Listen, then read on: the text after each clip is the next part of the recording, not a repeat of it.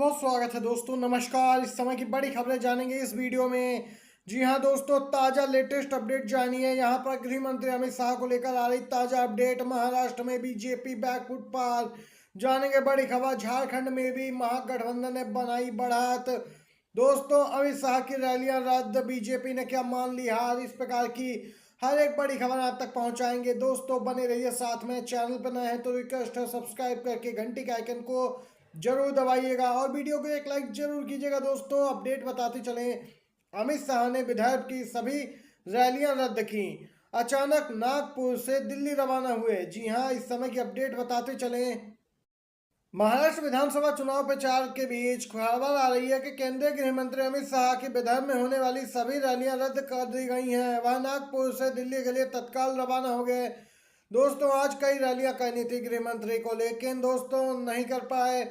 288 विधानसभा सीटों पर महाराष्ट्र में 20 नवंबर को वोटिंग होनी है।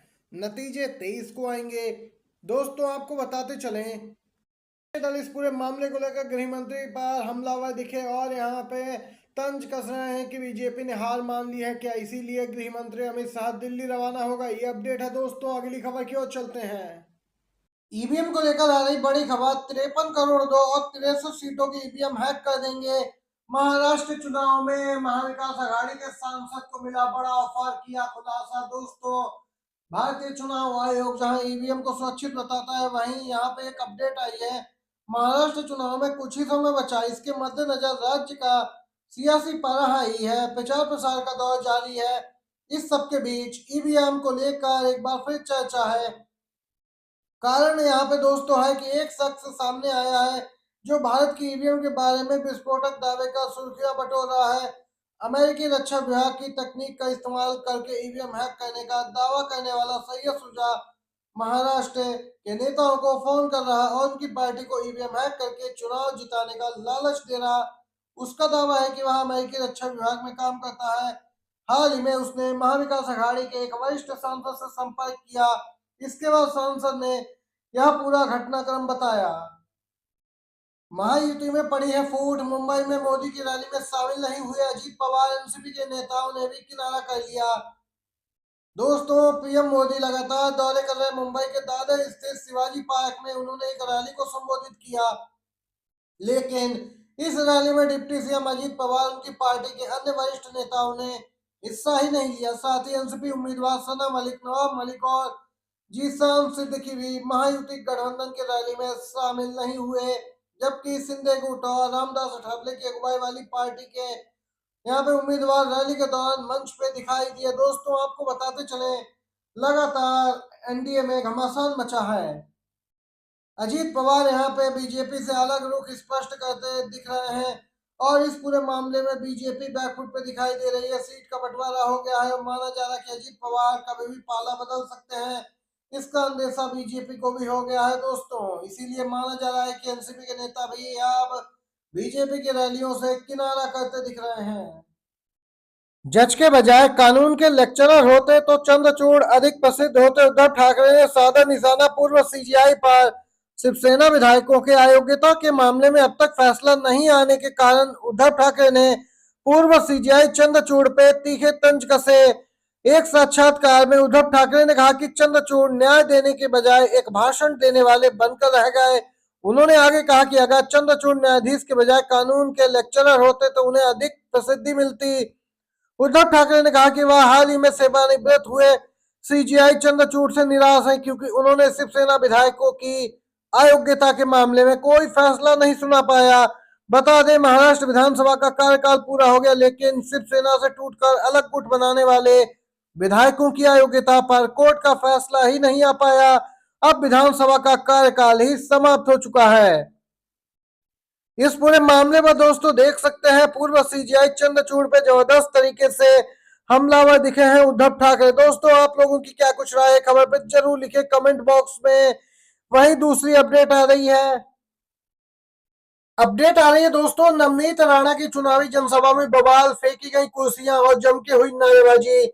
भाजपा की पूर्व सांसद नवनीत राणा की चुनावी जनसभा में भारी हंगामा उस समय हो गया जब वह यहाँ पे भाषण दे रही थी। इस दौरान भीड़ काफी उग्र हो गई और राणा की ओर कुर्सियां फेंकने लगी। गनीमत रही कि इस हमले में वह बाल बाल बच गई। दोस्तों, आपको बताते चले, बीजेपी नेता यहाँ पे लगातार फूट डालने का काम कर रहे हैं। विपक्षी लोगों का तो यही कहना है। और आपको बता दें कि दोस्तों, एक चुनावी सभा के दौरान लोग उग्र हो गए और बीजेपी के नेताओं पर कुर्सियां फेंकने लगे, साथ ही जम के नारेबाजी करने लगे। रिपोर्ट के मुताबिक चुनावी बैठक चल रही थी, इसी दौरान किसी बात पर बहस छिड़ गई और फिर हंगामा होने लगा। वहीं दोस्तों, आपको बताते चले, मामला इस हद तक बिगड़ गया कि कार्यकर्ता एक दूसरे पर ही कुर्सियां फेंकने लगे। ये कोई और नहीं बल्कि बीजेपी के ही कार्यकर्ता थे। यहाँ पे गुटबाजी देखने को मिली और इस घटनाक्रम का एक वीडियो भी सामने आया जो कि सोशल मीडिया पे वायरल है। इसी के साथ अगली खबर की ओर चलते हैं दोस्तों।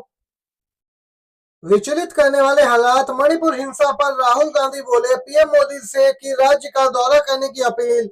लोकसभा में विपक्ष के नेता राहुल गांधी ने मणिपुर में हुई हिंसक झड़पों और जो जारी हिंसा है उसे लेकर चिंता जाहिर की और बेहद परेशान करने वाला करार दिया और पीएम मोदी से राज्य का दौरा कर क्षेत्र में शांति बहाली की दिशा में काम करने का आग्रह किया। मणिपुर में लापता 6 लोगों में से 3 लोगों का शव नदी से निकाले जाने के एक दिन बाद प्रदर्शनकारियों ने राज्य के 3 मंत्रियों और 6 विधायकों के आवासों पर हमला किया, जिसके बाद सरकार ने 5 जिलों में अनिश्चितकाल के लिए कर्फ्यू लगा दिया और राज्य के कुछ हिस्सों में इंटरनेट सेवाएं भी निलंबित कर दी गई। राहुल गांधी ने सोशल मीडिया पर इस पूरे मामले को लेकर गहरी चिंता व्यक्त की और यहाँ पे पीएम मोदी से खास अपील भी की है दोस्तों। लेकिन पीएम मोदी विदेश दौरे पर निकल गए, इसके लेकर विपक्षी दल लगातार हमलावर दिख रहे हैं, लेकिन बीजेपी की ओर से कोई प्रतिक्रिया सामने नहीं आ रही है।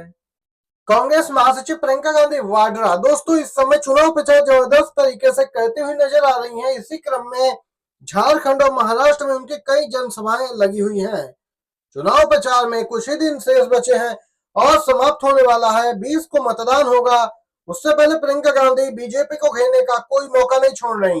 पीएम मोदी और अमित शाह को खुली चुनौती दी है मंच से प्रियंका गांधी ने। उन्होंने कहा दोनों नेता मंच से खड़े होकर बोल दें कि वे जातिगत जनगणना कराएंगे। इस मामले पर राहुल भी हमलावर नजर आ रहे हैं, तो अब प्रियंका गांधी ने भी इसी मुद्दे को उठाकर एक बार फिर से बीजेपी को जबरदस्त तरीके से घेरा है।